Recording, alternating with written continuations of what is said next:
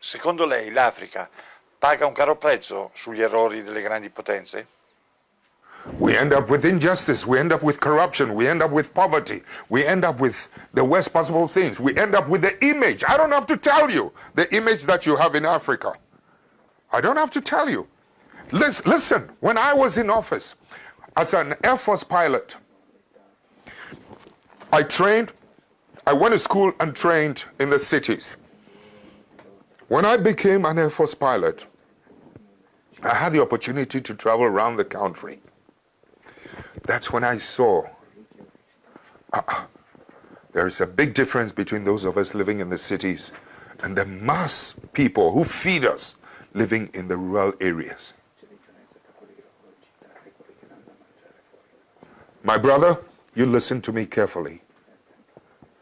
The water they drink in those rural areas is such that the water you use to flush your toilet, the water we use to flush our toilet in the cities is much cleaner than the water they drink in the villages. No clinics, no hospitals, etc. No headache, no needles to even sew their clothes. That's when I began to see that the parasitic relationship between our cities and this thing. I mean, I've seen too much injustice in my country when I decided enough was enough. When some of us began to decide that something has to be done about it. When we emerged into political office, you know something? Electricity used to be limited to only 27% of the country. In the shortest possible time, we were able to, with Italian assistance, we were able to extend electricity from 27 to almost 87% of the rest of the country. We were able to extend roads. The infrastructure was improved every part of the country. I mean, it was beautiful. I mean, the energy now goes to every part of the village. Children can now go to school and can learn at night, so that my children living in the city will not have an advantage over that child in the village. My child has no superior, was not born with anything superior than that child in the village.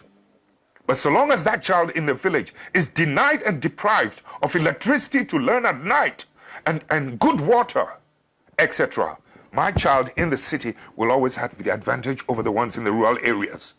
I've been to school where rural students were doing better with the passage of time than those of us in the cities.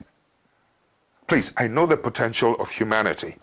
So when you're talking about the effects of some of these things, sometimes, you know, these superpowers must learn to accommodate and to live and to accept patriotic leadership, patriotic citizens.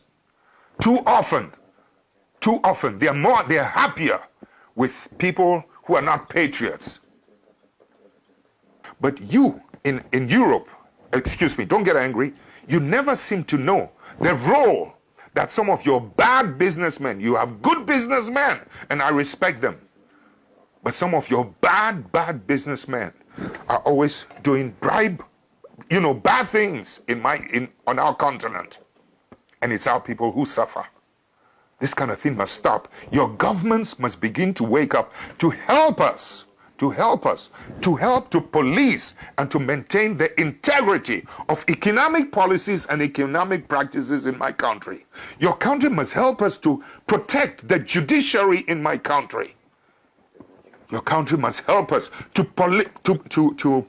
police and to monitor and to protect the political integrity in our continent.